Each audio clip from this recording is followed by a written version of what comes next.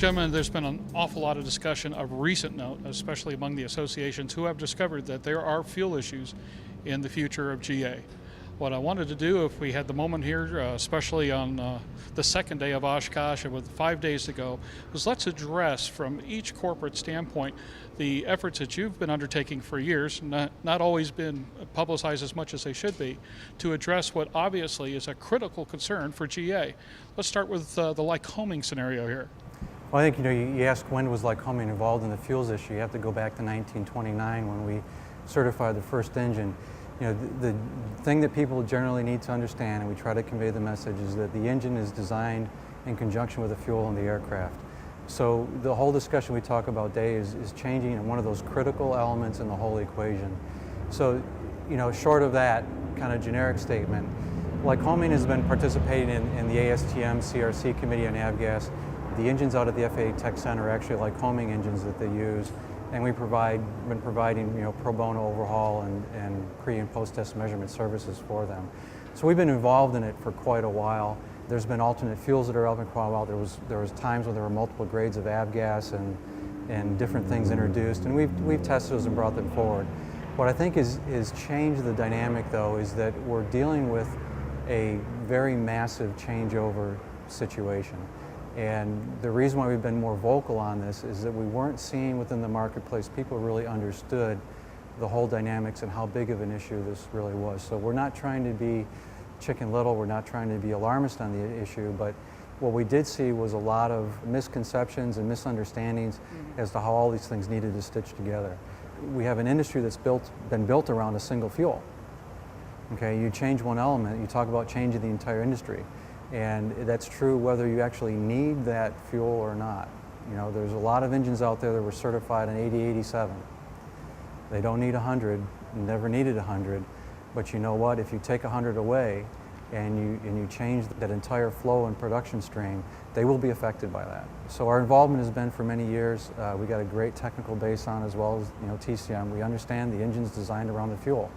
You can't change Mother Nature's rules. And when we start changing one of the ingredients, we need to understand it and need to understand how much heavy lifting the industry has to do on it. Now, another moment of freedom from Cirrus Aircraft. Freedom through safety. Perhaps the ultimate freedom is confidence, assurance, and peace of mind. We design it into every personal aircraft we build.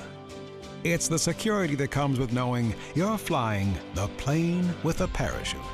The breakthrough concept that launched the Cirrus phenomenon. Brett, let's talk about the TCM side of the equation.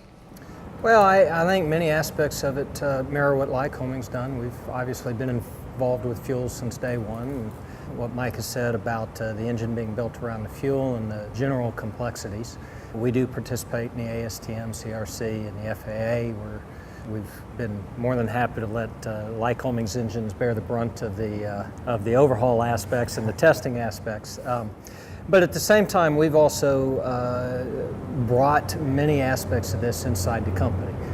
We've established a test center inside our company and a test team aimed at looking at the fuels issue. We've taken proactive stances over the last 2 years to physically go out and assess both what the existing fuel is, which does confuse many people, then to look at the various options. In past years, it's been swift fuel and low-octane fuels without lead in them.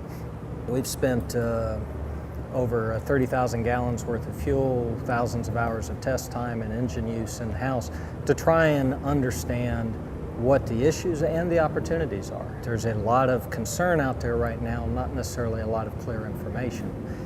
It is a complex problem, and it is a problem that we've been working and are going to continue to work in partnership with the industry. If you own a Cirrus today, or if you are considering the purchase of a new or used aircraft, consider this.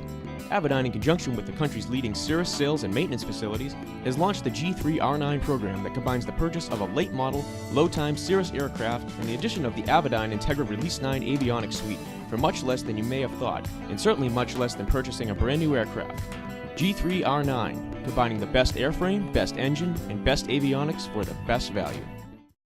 Is the ultimate answer just at some point having to get rid of the entire conventional piston paradigm and go diesel or some other type of power plant or fuel configuration? Or is this really doable? I mean, how far are we along the way?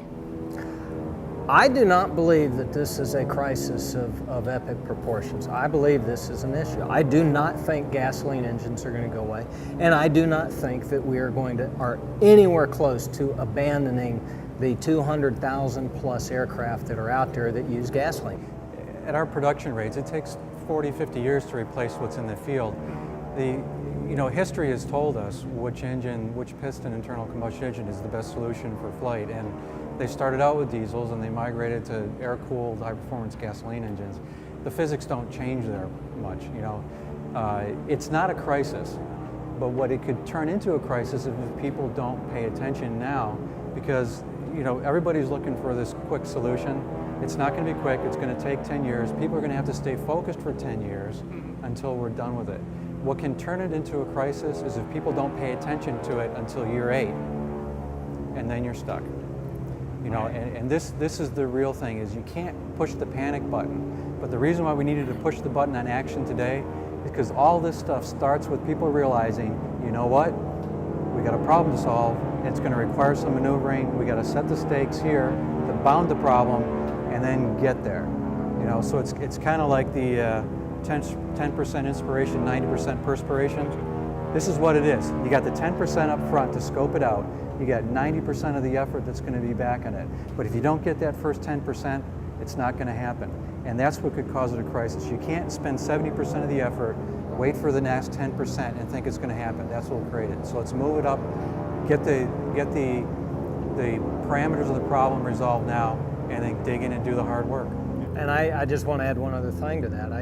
It's been exciting as this has moved kind of from I won't say back burner, but dealing in the halls of ASTM and everywhere else, and it's become much more front burner in people's minds. The level of innovation that's already starting to happen, it goes back to the American spirit that says, when we're really presented with a challenge, and you hear the warbirds out there, we can rise to that occasion. And it's not necessarily always the big companies like us, and I don't consider us that big anymore, but it's not just us that solves this problem. There are entrepreneurs out there that are going to provide solutions that all of us ultimately will benefit from.